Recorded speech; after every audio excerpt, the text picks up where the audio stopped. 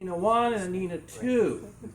My father is the longest running circus under the same title ever in the circus history. He ran a circus for 48 years, consistently. 8 states in Canada. It was a 3-ring circus at the end. My dad used to do phone room sales before we had smartphones, and every spot he went in, he had between 25 and 100,000 in the bank before he'd set up. And then he'd do like all these circuses do, flood the area with free children's tickets and invite all the adults out. And my dad was a pretty good businessman. Lucille Ball brought my dad to California because my dad's sister, Marion, was Lucille Ball's best friend in school, in junior high, high school, also elementary school. And she wanted my dad's family close to her. My my grandfather, was John Strong the First. He was a juggler in vaudeville, and he encouraged Lucille Ball to go into acting. And Lucille Ball, I'm sure everybody's seen the I Love Lucy show. She was a very famous female comedian. But also Lucy met a Cuban guy, Desi Arnaz, and they became television producers and came out with the first Star Trek series. They came out with Mr. Ed, Lassie, My Three Sons, lots of shows like that, the Andy Griffith Show. And she became not a millionaire, Lucille Ball, but a billionaire in the entertainment industry, and is one of the first ladies to be a producer of anybody in television. In television, I was talking to Tony Steele about a man named Bob Yerkes, who was an actor, and he had a flying act, and he was very, very good at training people to do aerial and stuff. And I was hired for 8 seasons to do a show called Circus of the Stars. And I don't know if anybody remembers that. That used to come out around Thanksgiving, a day before Thanksgiving. And some of the stars I trained to do some acts was Lonnie Anderson to walk on glass. I taught from M Television Nina Blackwell to walk on hot coals. They said, we can't find anybody that knows how to walk on hot coals, and that's a sideshow act. But I didn't know how to do it, but they said they'd give me $30,000 to train her to walk on hot coals. And I figured it out pretty quick. The plane, Herb Valachez, I trained to blow big balls of fire. How I got in a movie called Batman Returns, a $100 million movie. I had to back up a little bit. Lucille Ball brought my dad out. He was 6'5", blue eyes, blonde hair. He looked a lot, like Orson Welles. He was a very handsome guy. He was very charismatic. He walked into a room, everybody liked my father. And he went to Hollywood in 1946 to become a star, like John Wayne and stuff. And Lucille Ball helped him get into several movies. One was The Cannibal Ghost with Robert Young, several more movies. But my dad never quite made it as a movie star.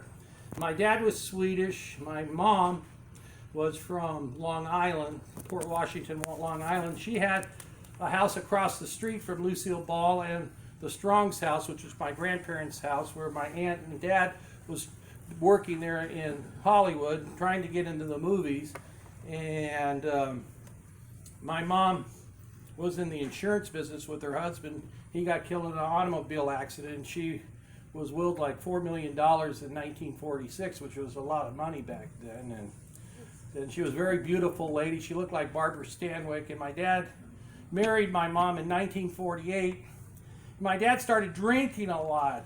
He was an alcoholic for over 30 years, but he was a happy alcoholic. He was never mean or anything. He just liked his liquor. Because my dad drank so much, I've never taken a beer, and I've been in the carnival business for 60 years and circus business. I've never taken drugs. And I think it's a choice. It's something that you see in life and you choose, are you going to do this? We were just talking to several people here. My girlfriend's son just died a month ago from diabetes and messing with drugs and stuff, and it's an epidemic with our young people now. They don't even want to work. Circuses can't get people to work. That's why Dick Garden's show closed midsummer. It wasn't so much lack of people or butts in the seats. It was he couldn't get anybody to set up, or nobody wanted to work there, concessions or anything else. With the carnival business, if they didn't have Hispanic people or South African people coming in by the thousands.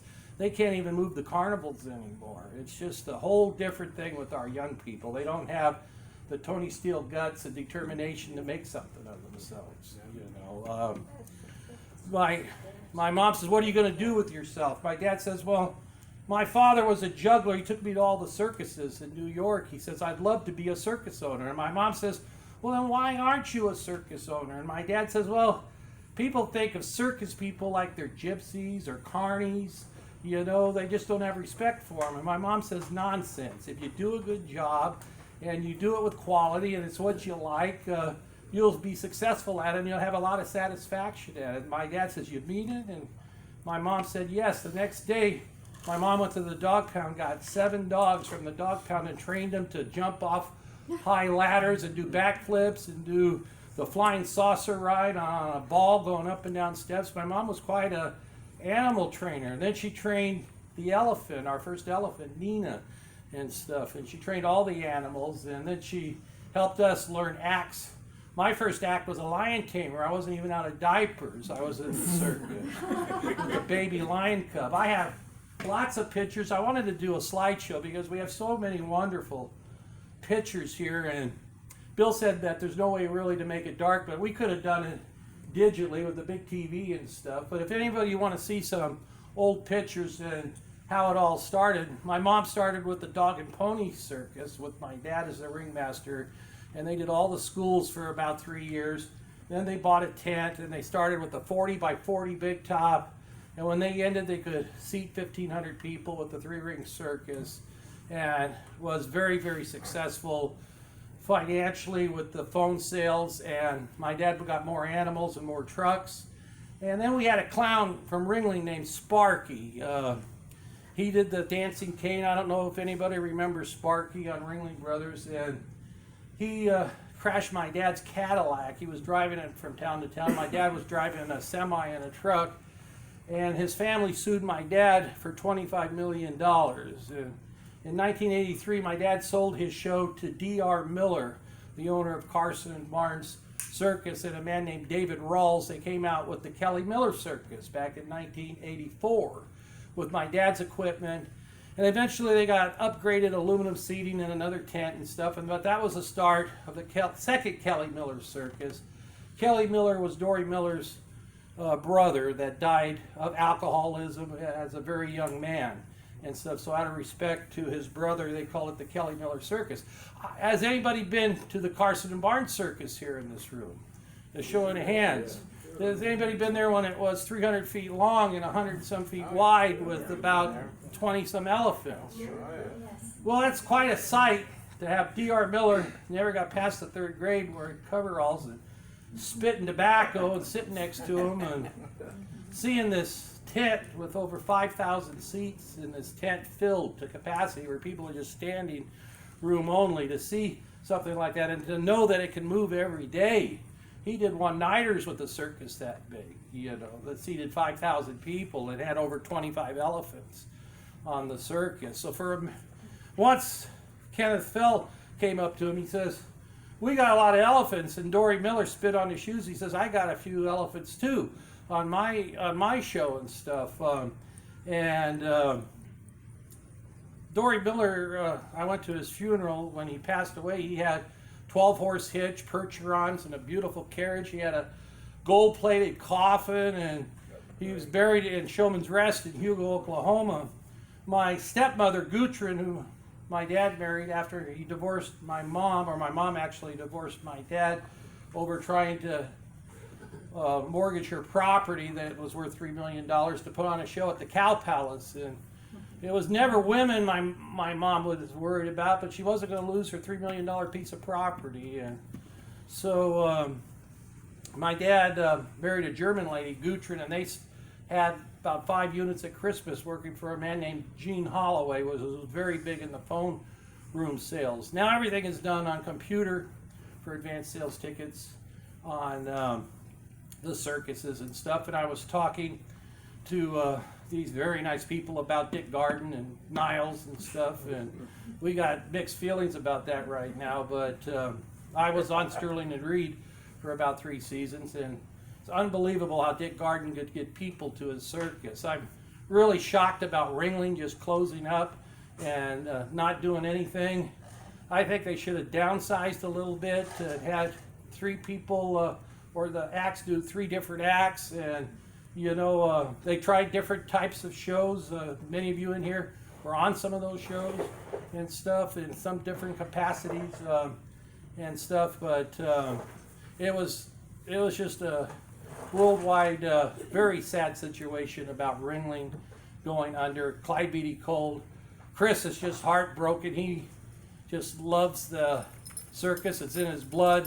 He was the man that commanded the ring, the center ring. He was the ringmaster, and to see that beautiful red and yellow new tent that Johnny Pugh had, and to see that show go under, see Ringling go under, but to see Niles Garden do 11.5 million, you know, means that circus can survive and stuff. A lot of circuses aren't surviving, but you got to be good at the promotion. You got to have a nice show. You got to have complaints. You got to really do it family orientated, and you can't charge $12 for a lemonade, you know, to have a nice circus.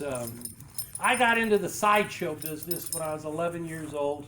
I first was the lion tamer, then I was a clown, and then I did plate spinning act, and then I did a hand balancing act. I opened for Elvis Presley at the Hilton Hotel the year before he died, doing a 1-finger stand like Eunice. I've done stilt walking, the advance. I've done everything in the circus except a flying act. I used to do a tight wire act, trampoline, and everything. But what I really loved was the oddities, and I found going through a town in Nevada that we were going through on one-night stands, signs that said two-headed cow, you got to stop and see our two-headed cow at our restaurant and stuff. So I was 11, and I said, Dad, we got to stop and see this two-headed cow, you know. So he stops at the restaurant, and when I go into the restaurant, there's a gift shop, and up on a shelf there was a calf with 2 heads, and I said, that doesn't seem like a live cow. You know, I was expecting a live cow with 2 heads. I now own the only one in the world that owns a live 7-year-old cow that's healthy with 4 eyes, 2 noses, and 2 mouths, and both heads that eat, that's alive. I got another cow on my ranch. It's got 2 legs growing right out of the top of its head. I just love the oddities. This dog right here is Precious. She's got the lobster claw syndrome, like Grady Stiles done on her right front foot. And she's my pet. She's about 4 years old, and she's a really good dog. My girlfriend and I, this is Bev Walters. She had a show for 30 years on Ride-Hoppers. She had the Wild Women and the Wild Men show. It's actually a geek show, if anybody knows what that really is in the circus business. And then she had an alien show and a Spider Woman show, a Snake Woman show. And her former husband was one of the best pen pitchmen in the world as a pitchman. And my stepfather was Bobby Reynolds. Has anybody heard that name? Bobby Reynolds. He could really put up a front, and he was a great pen pitchman and stuff. The art of the pitch is kind of gone right now, but if you know how to pitch, you'll never be broke, because you could pitch anything. You know, at flea markets, all you need are people, you know, and a flow of people.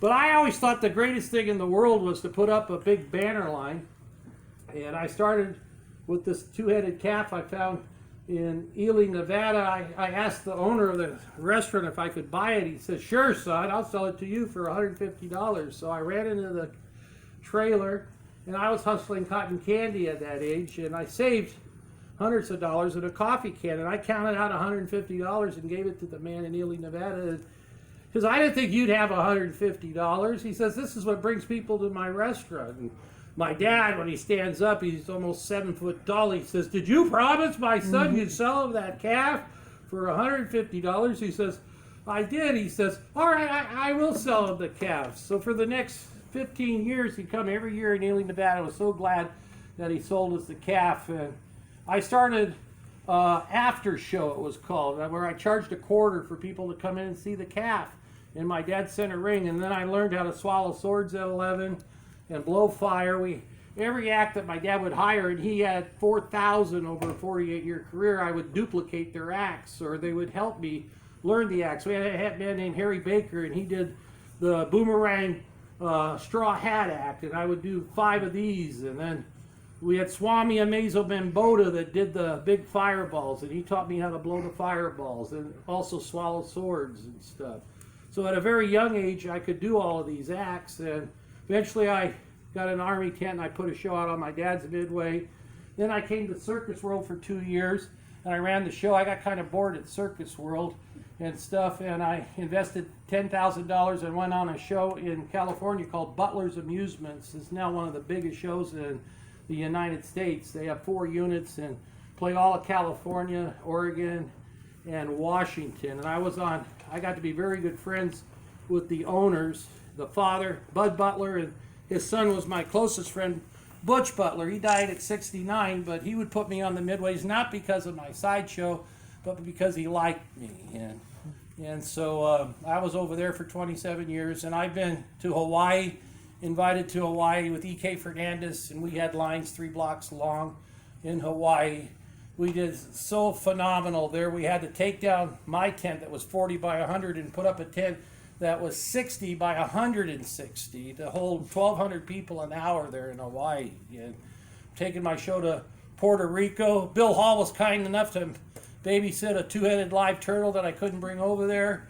So he had it here in one of his buildings. I think it was the one next door, and was helping me take care of it, because we'd always stop here because we met Bill several years ago, actually 30-some years ago, when he was the man that was in charge of the whole maintenance area of Circus World. And he went on, Bill Hall, to be the custodian of the main paper in Orlando. Now he's the editor of the Carnival magazine, and he has all these wonderful toys. Have you ever seen any of the toys he has here? Cindy, his wife, saw him, I think, on the Straight Show. He was managing the train on James Straight Show, and she said, "Oh, I like that man," and stuff, and she chased him down, right there on the lot. And it's just a match made in heaven, But anyway, I took the quarter show, and then I charged 50 cents out front on the Midway show. And then I charged $1 at the fair shows. Then I did a show in the Italian Festival, San Gennaro Feast in downtown Manhattan. And there was a great guy that owned graphics, Spotlight Graphics out of Sarasota. Ron, does anybody know his last name? Morris. He had a big apartment out there in Manhattan and had all these wonderful lithographs in his whole apartment all over the place and stuff. And he came to visit. We did really, really well in Manhattan. I was in Coney Island for 3 years when they opened the new Dreamland Park with 2 sideshows. I had a Strange Girl show. Then I had a big, something that's called a Dime Museum. I don't know if anybody knows what that really is, but Dime Museum is something like P.T. Barnum would put up in New York, in a building. And we had a big building at the front gate of Dreamland in Coney Island, and we had a big, on the boardwalk on the other side through the amusement park, we had a big 100-foot Strange Girl show, done mostly with illusions, like the Headless Lady illusion, the Spider Girl illusion. We would do the Snake Girl. We would do the electric chair, the blade box. We'd have the fire eating, the sword swallowing. We'd have people with tattoos all over their face, which people think is really weird. And then people doing a gurning act where they take their bottom lip and come up over their nose and stuff, that do strange acts like that. And it was a lot of fun. And it was really nice to finally, after traveling my whole life, doing one-night stands and the fairs, to be permanently at one spot, because once I got one of my shows up, I'd build another show and put it somewhere else in Coney Island and stuff, and I ended up with 12 shows in Coney Island, because when you're traveling all the time and working all the time, you don't have time to do anything but work and travel and stuff. I enjoyed the one-nighters, but on mud shows, sometimes it's just like that, out on the, you're sometimes 3 feet in mud. I'm sure Chris, even on Clyde Beatty Cole Brothers, remembers a few days when it rained and you got to pull the trucks off with the elephants or the trucks and stuff. And sometimes it's just Mud show. The mud shows aren't the greatest thing. When I took over my dad's show when he died, I took it over for 5 years as Circus, because my stepmother didn't really know the ins and outs of being on the show or fronting the show or right there on the show, but she's very good in the office. So my stepmother did the office work, and I took out the show.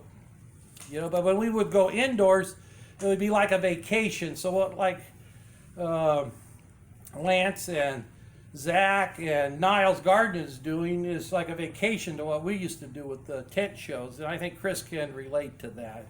But it certainly doesn't compare to 20 elephants under a big top and stuff, and the excitement the kids would have like that. And my dad just loved the circus. He didn't care how much money he made. He was very successful as a circus owner and stuff, but he just loved it. Every day he loved it. And one of his best friends, of course, was John. Another guy was Stan Cranian. He was a magician, and Dan would know all about Stan Cranian. He was also a very innovator of promotion and stuff. And none of this stuff moves without the right promotion. And, love Dick Gardner, hate Dick Gardner, he knows how to promote, and so now does his son. And, I wish Ringling would have cut down a little bit and doing a little bit what the Gardens are doing, but in a little bit bigger scale and stuff, and kept the name out. And does anybody think that Ringling might come back, with the show? I'm praying. Are you? I just can't see something with, why wouldn't they sell the name for millions of dollars? They're protecting the name. Huh? They're protecting the name. And it's not the elephant business, and I really wasn't going to go into it. Farron loved the elephant business and everything. We've had 2 elephants. Our second elephant went with Kelly Miller. I was raised with this elephant. Her name was Nina. Oh, I remember Nina. And when it arrived on Kelly Miller, we've all seen the videotapes and everything with Tim Frisco and how he treats his elephants and stuff, and I was just horrified. Our elephant ended up killing 3 people. I don't know if you're all aware of that. Nina, too. And everybody says, oh, everybody treats the elephants right and stuff, but it isn't really the elephants that's ended Ringling or Clyde Beatty Cold or anything. It's the sheer fact of people that have the technology now in their pockets with smartphones is what's ended the circus business, and is now ending the carnival business. People have more entertainment right here. They even when you're eating dinner as a family, they don't even look up and talk to the families anymore. They're all on their cell phones, and everybody blames PETA and stuff for the end of our circus and the Ringling, because of course that's irritating for PETA people and what they are and everything else. But I'm the only one in show business that told Tim Frisco to his face that wasn't right, and because I was raised with the elephant. The elephants are almost like humans. They have feelings. They relate. They're loving and stuff. And to beat an animal or put chains on it and drag it or make it bleed and stuff is just not kosher. My mom did it with love and discipline in equal measures, and that's how most of the people in our business treat their animals, with kindness. You got to have control. If you got a 7,000-pound animal, you can't let them dart out past the ring. You do need a hook. You need some kind of control. So that's all stupid with California not allowing hooks and stuff, because it's just the right person, the right use of training. And my mom trained us kids with love and understanding and stuff. And I did a poem for Ward Hall for his memorial. My mom was a very sharp lady, and she wrote a poem on love when her first husband passed away, when a drunk ran him off the road and he died with a concussion when he went in a convertible into a tree. She lost her son, she lost her husband, and then she moved to California, met my dad, and they started this circus. And then my mom built the first Taco Bell in California, built an automotive center. My mom could build things and not even try and make money, where most people try their whole lives and can't make money. But my mom was just brilliant. My mom was more of a business person than my dad, but my dad was a brilliant showman and stuff, and their combination was just tremendous, what they accomplished together and stuff. But she wrote a poem saying, love is the key to all things, for it opens the doors to beggars and kings and changes the way of every life. It lessens the frustrations of daily strife.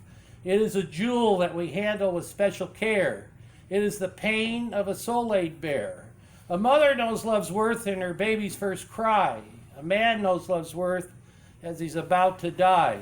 You hold it too tightly, it's gone again. What is the answer of keeping love near, more precious than gold, since it banishes fear? The answer is so simple it rings true. You give out with your all, and it shall come back to you. And that was the essence. Thank you. My dad, in here I have hundreds of pictures. I have my dad's first poster from 1948. You know, my dad was always so encouraging to me. On Chris Berry's site, I have a copy of the original letterhead that was new.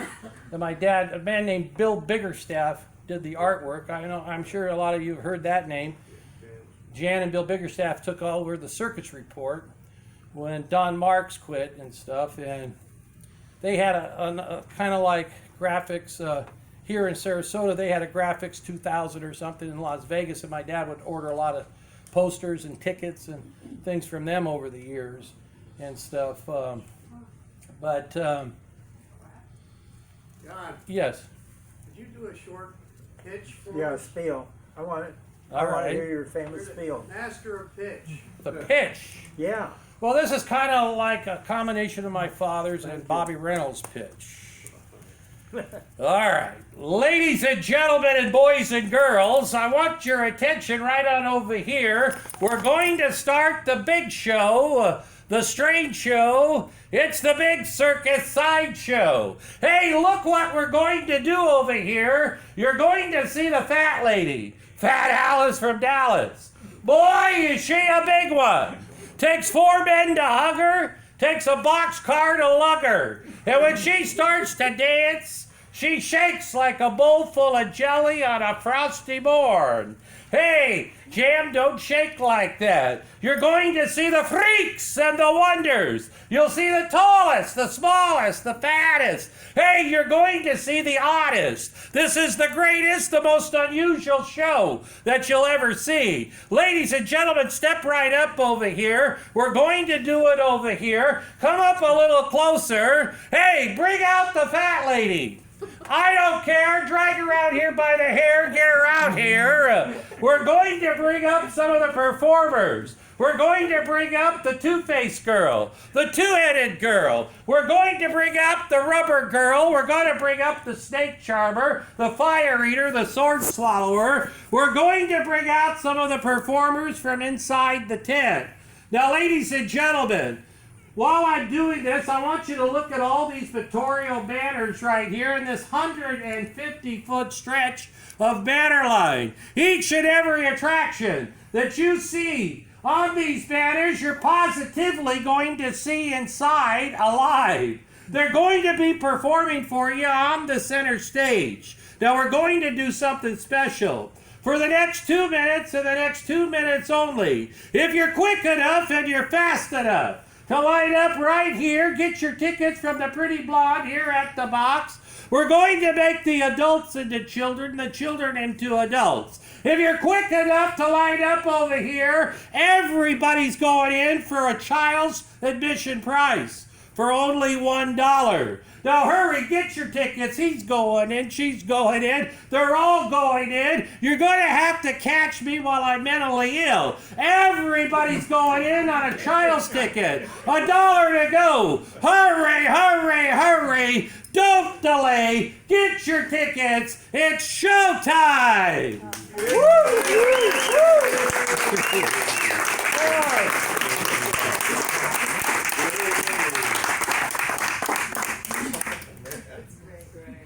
Over the last 3 years, I've done some of the biggest shows in the country. I worked Pomona Fair. I had $27,000 with a 160-foot show. We had 5 ticket boxes. We were charging $5 a head, and at the end of the fair, we grossed $216,000 in 10 days with a show that was 160 foot long. It was so big we didn't even have time to do a blow-off inside and get an extra $1. Or even do a blade box pitch. We just ran them through with a 20-minute show and exited them out the egress, as Barnum would say, out the side, you know.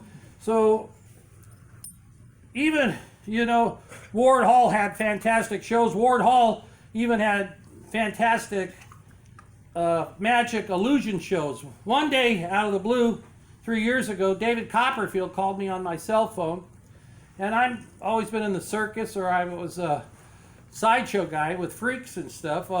He said, "John Strong," and I said, "Yes." And he said, "This is David Copperfield, the magician." And I said, "The David Copperfield?" He said, "Yes." He says, "You know something? I've heard from a man named Todd Robbins. He's a big sideshow guy up in New York, that you're a very famous sideshow guy and that you have a lot of oddities and stuff, and I want to meet you." And I said, "Well, where are you, David?" And he says, "I'm in San Antonio." Well, at the time, my winter quarters was in South Texas near Mexico, near Brownsville.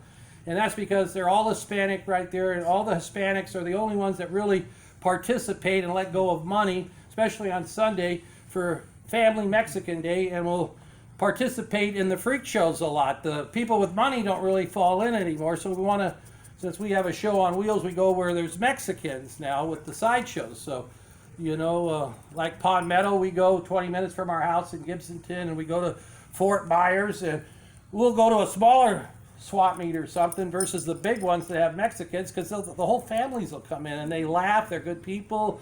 They have a good time still, you know, in circuses, carnivals, and shows and stuff. Now